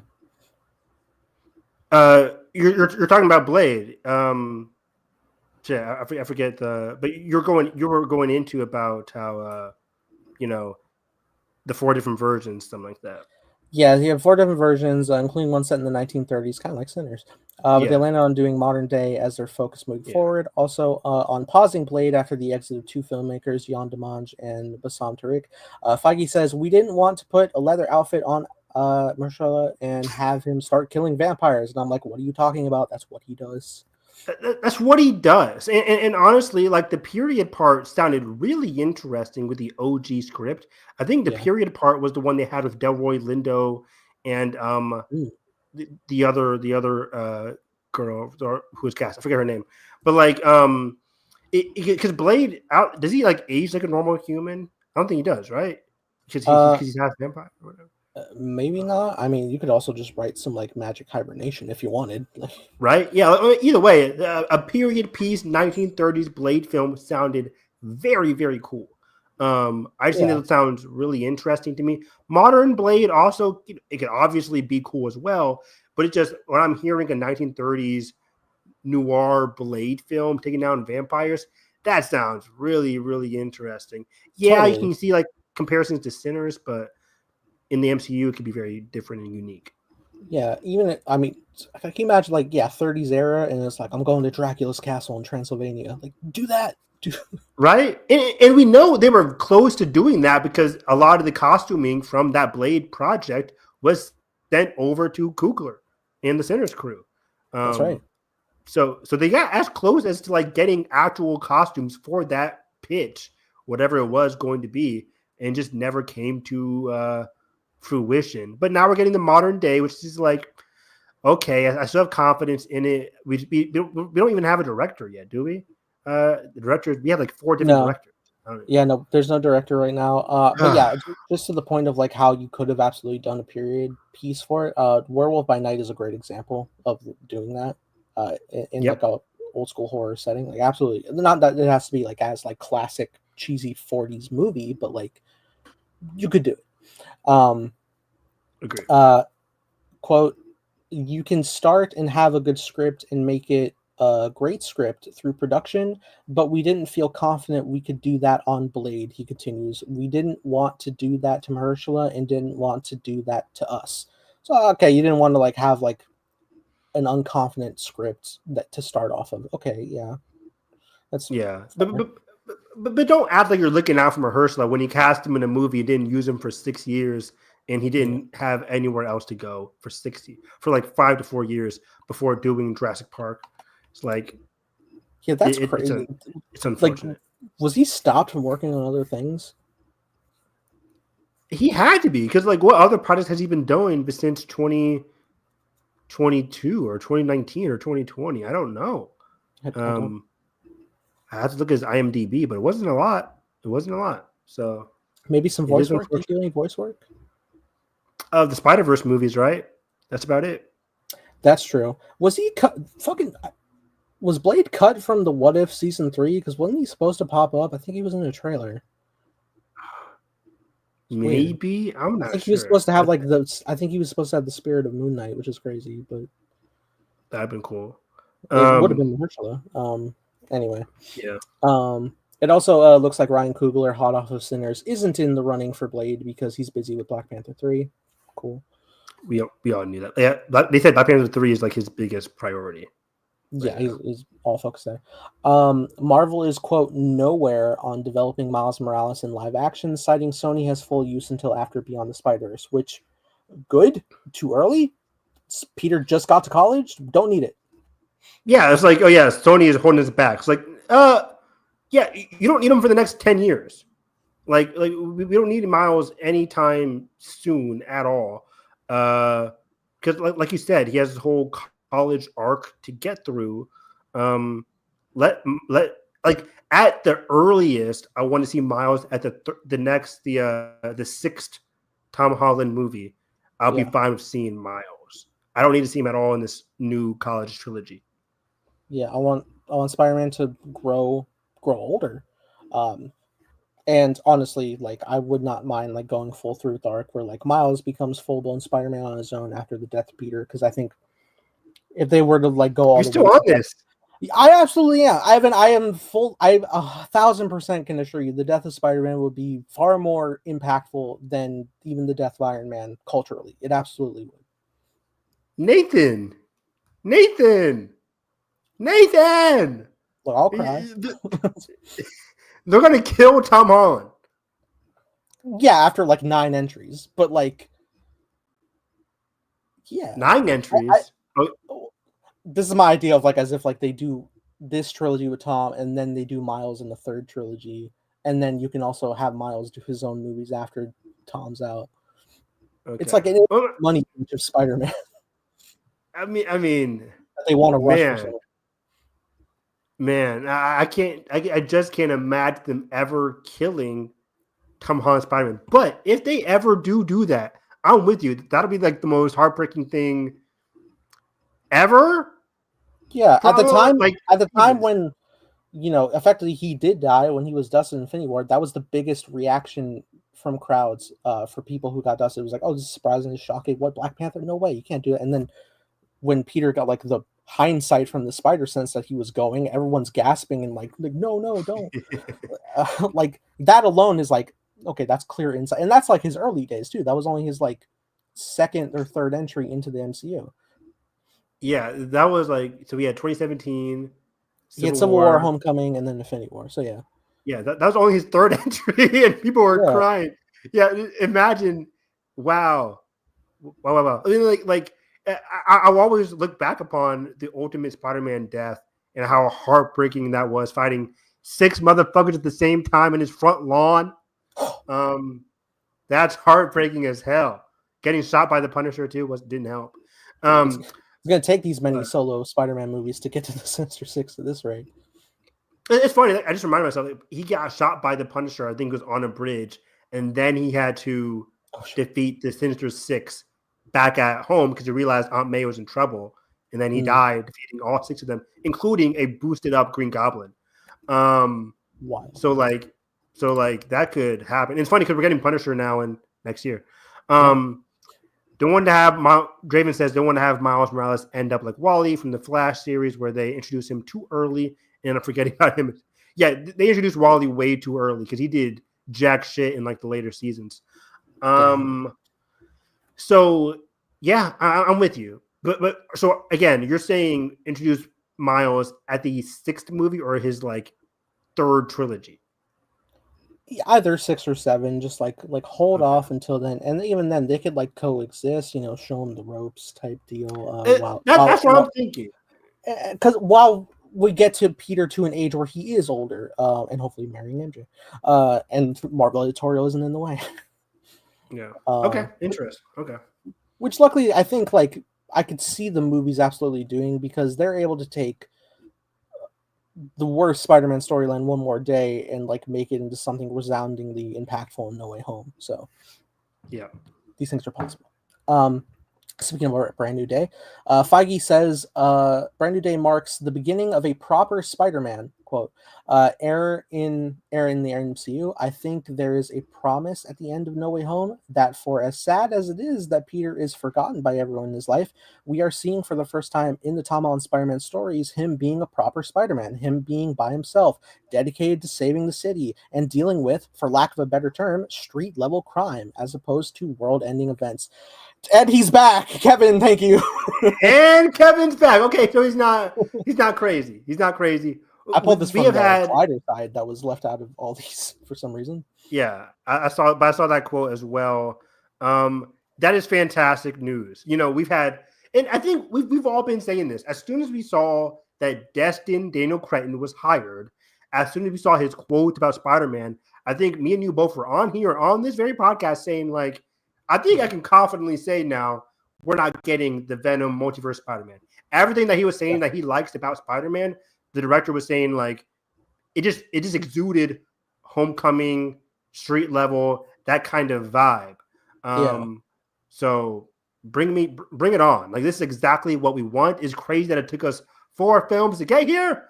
But that was the origin, Evan. It was all the origin, even though we were skipping the origin in the first one. Yeah, he doesn't said Ben. Like Ben's wild to me, but whatever. Well, Um, now I'll amaze that. now I However, miss that. Yeah. Peter will finally lean into that grounded, quote, scrappy loner with great power and greater guilt vibe fans have been craving. Yay. I love the whole guilt vibe. It's definitely going to be a big emotional tinge to his character arc this season. Especially with the aspect of having Punisher. He confirmed Punisher, but Feige did not confirm Hulk, by the way. Right. So I'm still hesitant on seeing Hulk, but like getting Punisher in here just exudes street level. Again, we're looking at Scorpion. We're looking at the Asian villain. I forget his name now, Mr. Negative. So that's why we're hopefully leaning towards something in that vein. But yeah, I think I might be jumping up ahead for you, but he did mention how like Daredevil is not going to mention Thunderbolts scenes, or like the whole craziness happening in New York. I don't think Brand New Day is going to mention that either at all. Just my thought. Yeah. Well, I think it depends because from the understanding that I was reading is like basically they're gonna keep storylines between shows and TV a bit more separated. So I think there'd be still potential for Spider-Man to maybe address it, maybe. But I'm saying they have a better chance to do so than Daredevil does. True. Fair enough. All right, next point. Marvel is focusing on fewer, higher quality films, anywhere between 1 to 3 a year. Which is interesting because my understanding it was like 2 films, but 1 to 3. Okay, there's room. Which if I hear 3, I'm like that was the norm, wasn't it, for a while? 3 was the norm for a hot minute in Phase 3, but yeah, 3 is the norm, which is why I think in 2028 they'll take away the November date because the February, May, November / December. That's like the good spot there. Every 3 or 4 months. Totally. For comparison, phases 1 through 3 were roughly 50 hours of footage combined. Phases 4 and 5 clocks in at 102 hours, 127 hours if you include animation. Quote from Kevin Feige, that's too much. They're also reducing the production budget, citing every film since Deadpool and Wolverine has been a third of the budget than they were 2 years before that. Yeah, no movie should be over 200. 150. 200, like, unless you're doing like a team up kind of movie. But like if you're doing an average like single character or even as a course for You're back. Can you hear me? Yes. Can you hear me? Yeah. But yeah, I think each movie should be about like 100 to 150. Yeah, it totally makes sense. Feige said Marvel executives even met with the teams behind the 2023 sci-fi epic The Creator, which director Gareth Edwards made for a staggeringly low $80 million to learn how they pulled it off. Quote, I think everybody's in that state of mind, at least at Disney, Feige said, of the belt tightening. I think it has to get better. Is AI going to do that? I don't know. Kevin, it's not. Don't do that. Please, Kevin, don't do that. Why would he even mention AI? That's kind of a weird thing to even reference. And yeah, like we've seen more and more in like the 2020s, especially how well and incredibly well shot a lot of these movies are looking. Even the action ones, John Wick 4, one of the most stunning action films ever, capped out at 100 million. And that was going above and beyond for John Wick franchise. And that looks amazing. They went through like numerous different countries, and it's $100 million. That's what you can do. The Creator was 80 million. Godzilla -1 was a lot, but like not too much either. So it's like these movies can look stunning with a low budget. So hopefully Marvel gets back to doing that. Like Phase 1 and 2 looked fine for the budget that they had. Yeah, they still look fine. Yeah, so they're also going to be cutting down like the amount of stuff. It's a double-edged sword because even though they were mandated to pump out so many things on streaming, it allowed them to tell stories they might not have gotten to, citing Miss Marvel and Moon Knight as examples. Which I agree. It's nice that we got to see these characters. Whether production quality can suffer, it is nice that we were able to see some stories that may not have ever gotten through in the next like 10 years. Agreed. It's just like they needed to be spaced out more. And Yeah. some didn't even need to happen. Like Agatha, I know people were fans of it and it turned out really good, but it's also one of the shows that like probably wouldn't have happened with a stricter mandate. Sure. Among other things as well. So like, yeah, I'm glad that we got Miss Marvel. I'm glad that we got Moon Knight. It's just unfortunate because of the mandate for quantity over quality. Those shows couldn't even be the best that they could be. Yeah. Well, I guess like to your point about like the Void and stuff, it looks like characters will cross over with each other, but storylines won't. Just to keep it neater, so you don't have to have like that baggage of like, did I see the previous thing with this person in it? That's how it should be. That's how it should be. For sure.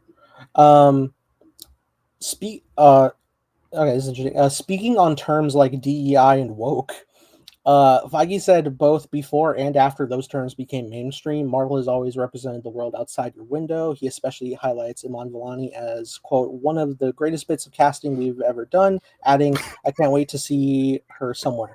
Now, I heard people reading that quote and it's like, just put her in something. And it's like, I understand that. I figured he was referring to like her full film career of like what else she can be in as well. Oh, you mean like Iman herself? Yeah, that's how I took it. Not as like, oh, I wonder what we're going to do with Miss Marvel. Like, she's in concept art. I know where you're putting her. I took it as, whatever her name is, Miss Marvel, Kamala. I took it as a question of Kamala's whereabouts. But that too, like that is one thing that I'm kind of curious about. Like, Iman is a very talented actress. Why is she not in like the next rom-com Oscar movie drama? Like, she should be in a lot of coming of age movies. Like, she's young. What is she, like 23? So like maybe even younger. Like I could see her being in a lot of different projects. She should be, and she's a good cinephile as well. So it's I would love for her to be in more projects. But yeah, and on Kamala's end, I would love a Miss Marvel season 2 more than any other Marvel show. Yes. And hopefully she appears in an actual Avengers movie soon, or Young Avengers Champions. Yeah. Well, speaking on that, Evan, Feige kind of danced around a question about whether Young Avengers as a film, TV series, or TV special is on the horizon. Quote, potentially, he said. In that case, it comes down to where's the best story and where is the best strange alchemy. Who would be fun to see with them, each other, because that's what the Young Avengers are, but also mixing it up more. Yeah, it's happening. We know it's happening. He's being vague. And yeah, give me Kamala meeting Kate, meeting other people. I want Kamala and Kate the most. But yeah, I'm excited.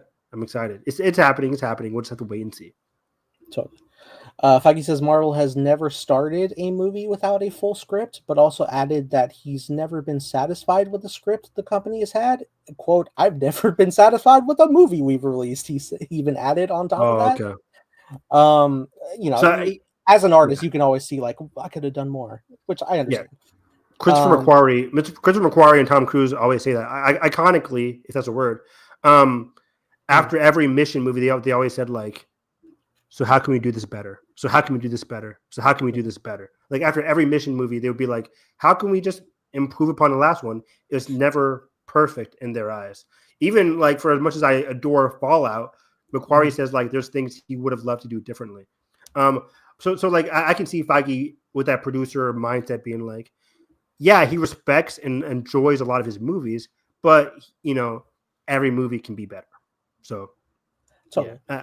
I'm sure he's not dissing the directors and writers that he had attached. No, I don't think so. What he and the company like to do is quote plussing at every turn. There's a plussing happening every day on the Avengers Doomsday set right now, and it is amazing to watch because what those filmmakers, those actors, both the ones that are playing these characters for the first or second time and the ones playing them for the 10th or 12th time, are the best in the world at it and know these characters so well, said Feige. So if they have an idea, you want to listen to it and you want to adjust to it and you want to improve it. I wouldn't want to change that. So, just like having that room to have like the improv of characters that they know very well, but also like we have a set script. It's just like if there's some extra little bits we can toss in, that's absolutely possible. And that's something that's been throughout the entire series. I mean, I know like famously like Iron Man went into production without an actual full script, but they were able to make it work. You know, the most iconic portion of Endgame where Tony calls back Iron Man before the snap, that was improvised on the day by Robert, like stuff like that. Exactly. Tony dying was improv. I'm kidding. But Yeah. but yeah, I like this. I think that was the same article where he was, because people were asking him like, your buddy James Gunn says he only does things with the finished script, and he's like, well, yeah, but so do we. Like, we don't start movies unless our script is finished. But what we do is plussing, as you said. Yeah. Which is, again, what we're seeing currently with the Doomsday script, which is slightly worrying because I think the Doomsday stuff that people are worried about, like, isn't that the script is unfinished. It might be, but like, people are worried because like the production is stalled, and it's like, wait, what's going on with production? Even if the script is like going through some changes. Yeah, it's like I hear people like they're not even filming right now, but then like I recently just saw a video where Chris Hemsworth's stunt double is on a TVA set, so it's like maybe if like some of the actors aren't doing stuff right now, at least they are getting shots of like big sequences that also is good to get now, so the VFX artists can work on later. Yeah, stuff is happening. But what's next? Yeah. Well, in regards to this topic as well, Eben Moss-Bachrach recently told Variety that he didn't think the script was fully ready when the cast began 3 weeks of rehearsal before filming for Fantastic Four. So we were sort of workshopping the movie in a way. So again, yeah, this stuff happens. Oh, he's talking about F4, not Doomsday. Yeah. Okay. Yeah, that makes sense. Yeah. Yeah, and as I said earlier, Stephen McFeely is writing the script for Doomsday. Feige revealed that Loki creator Mike Waldron is also helping. There is a plan to, quote, reset singular timelines after Secret Wars, emphasis on reset, not reboot. Kevin was like firm to, because he doesn't like the term reboot because it suggests it is just a complete erasure restart. It's not. We knew this. Reboot would mean like, 2028, Iron Man's back. Like, whoa, no. So like, I think reset makes the most sense. It'll be a new landscape for the MCU. You'll still have your same heroes, right? Like you still have a Doctor Strange around. You'll still have them. Will they be in movies? Probably not, but they'll still be around. But then we'll have focusing on X-Men and other characters. Yeah. Questioning, will classic characters like Iron Man, Captain America be recast eventually? Feige says yes and no, citing Chris Hemsworth, for example, still in his prime as Thor, but specifically cites the X-Men will be the start of that, quote, X-Men is where that will happen. Yeah. X-Men, of course, we all know it's going to be the mutant saga. Chris Hemsworth is like what? Chris Hemsworth's like 42, I think. He's young. Yeah. He's like they can play into like an aged Thor as well. Like he kind of like looked Odin-y in like later runs. So Chris Hemsworth has a lot of time. Like, yeah, he's only 1 year older than Robert Pattinson, who people wanted to be Batman for a long time. So it's like, so I think Hemsworth has a lot of legs left in him if he wants to continue doing Thor, which does go into like, is Thor going to die in the Avengers movies, as we all thought, because of the one Deadpool thing.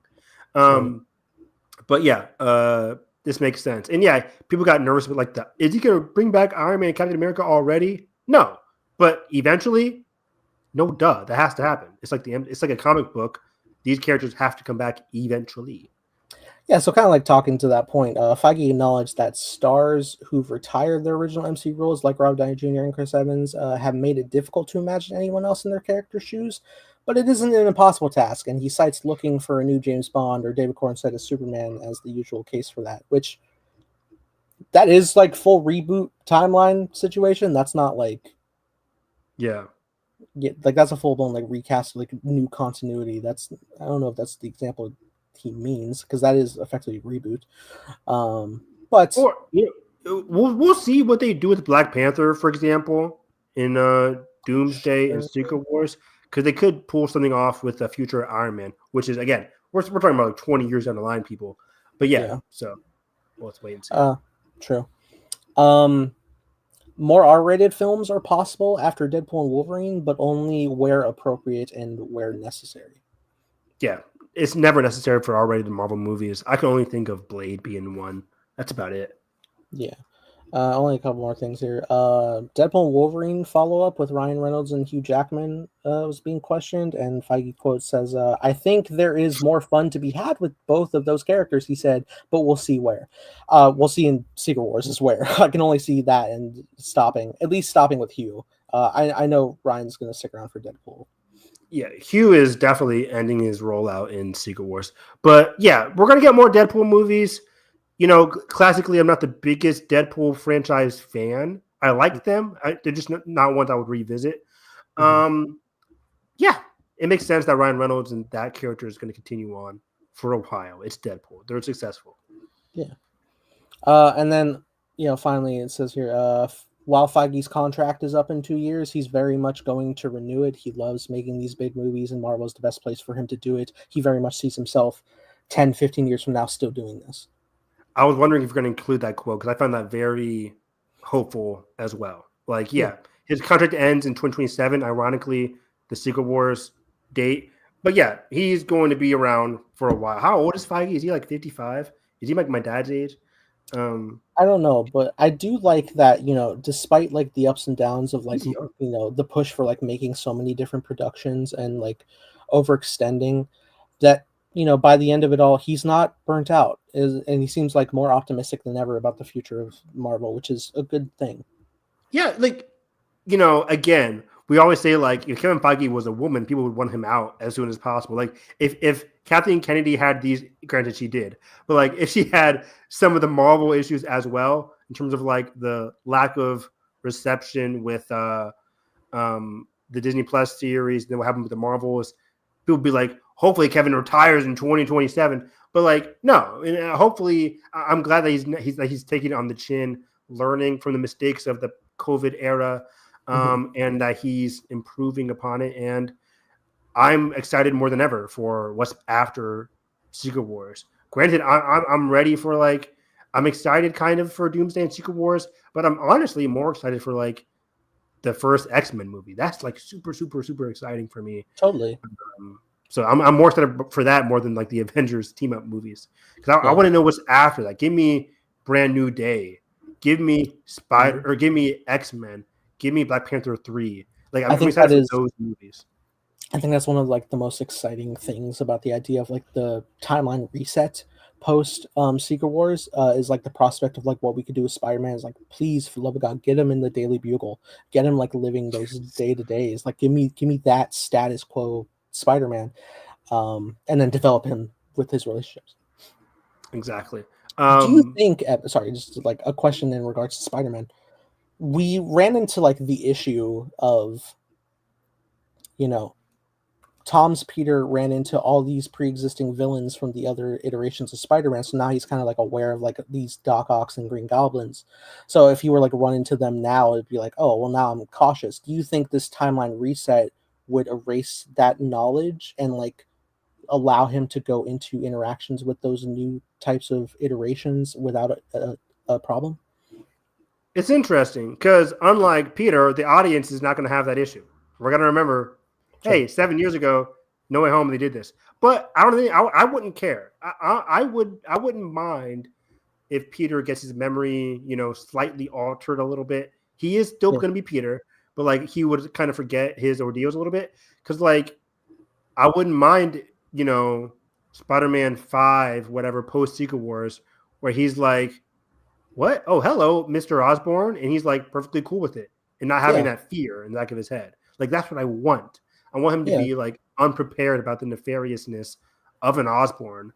And not be like, hey, are you Willem Dafoe? I just beat you up. You killed Aunt May. Like, I don't want that. That's another plus of a thing I think they could do is like, I think you could affect like bring back Aunt May and like not whoa. I think bring her back and then have more front focus of actual Uncle Ben and his effect on Peter, and then you could also do more better use of story with Marissa Tomei because she is kind of wasted in these movies, unfortunately. I wouldn't go that far. For the impact of her death in No Way Home, but for sure. But I wouldn't go that far. I think Aunt May is dead and gone. But I don't think he would need to because Peter is getting older, right? He's already getting to that older age. By the time post Secret Wars, he'll be like in his second, third year in college. So like he's gonna be already living by himself. He'll have his girlfriend, whether it is MJ again or Gwen or something like that. So we can have like a Spider-Man 2 PS5 event there where he's just like an average adult living with his best friends. And I could definitely see post Secret Wars where we're like overlooking the X Mansion, which is definitely gonna happen. We can also see Osborn Tower, like it's happening. Like that can definitely be a thing as well. I also one comment that I liked from Feige, I don't know what interview it was, but he was defending the Marvels because I know on this podcast I liked the Marvels a lot, the movie, and he was saying like the issue with the Marvels wasn't that like bad movie whatever. It was just that like a lot of the people in the audience probably they felt like they had to do homework, as you were saying earlier in the podcast, in terms of like who's Kamala, who's this other black, he didn't say that, but you know what I mean, like who's this other Negro, no, like who's this other Miss Marvel, like he didn't say that, but like he said like these TV characters showed up in Captain Marvel, they knew who she was, they didn't know who the other two were, and that kind of caused people to pause and not catch it in theaters. Exactly.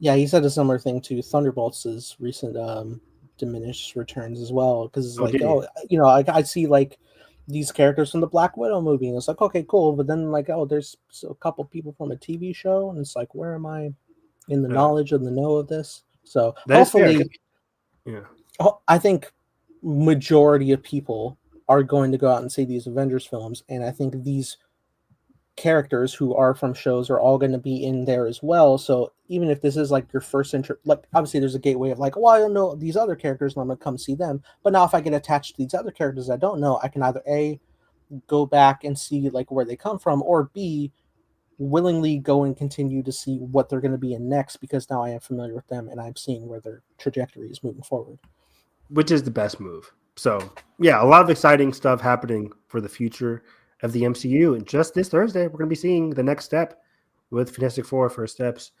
So yeah, very, very exciting.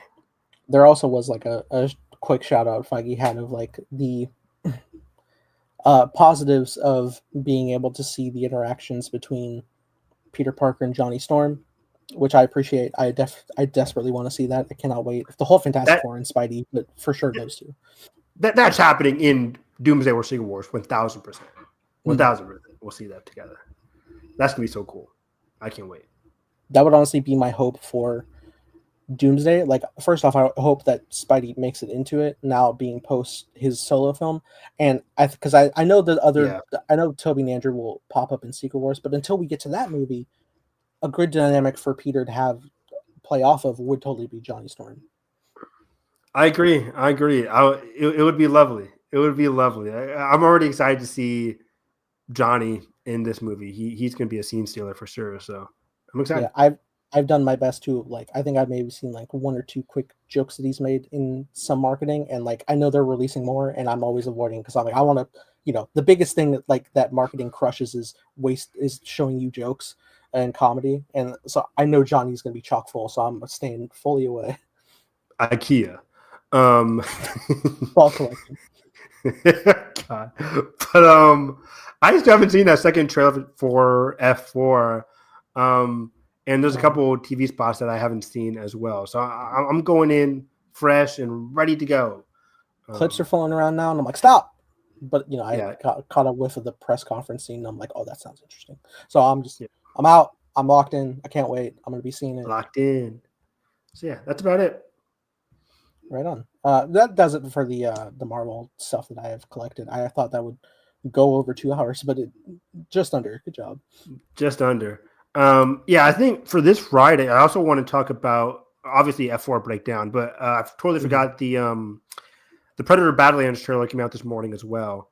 I want to break that down on Friday. Do you want to watch that on Friday during the podcast? If it's not in front of, it probably will be in front of Fantastic Four, I imagine. Oh, we could probably watch that one and Avatar on Friday on the podcast, or we can break it down at least because we'll probably watch it in theaters first. But the Predator trailer just looked incredible. I'm like, this movie. Yeah. Oh man, Dan Trachtenberg is having one hell of a run here. So I'm very happy about the Predator franchise. But find me on Twitter, Harris EV9, talking all things Marvel, DC, a little bit of Star Wars, a lot of Big Brother, a lot of anime, whatever I do. Again, Harris EV9. Right on. Yeah, you can follow me _Time Blazer, making a show called Time Blazer with co-starring creative consultant Evan Harris. Playing Ben, who is stronger than all 4 Fantastic Four teams combined. Hey, whoa, hey, what you were showing me? Combined? Combined. Sorry, the Thing. I'll beat your ass.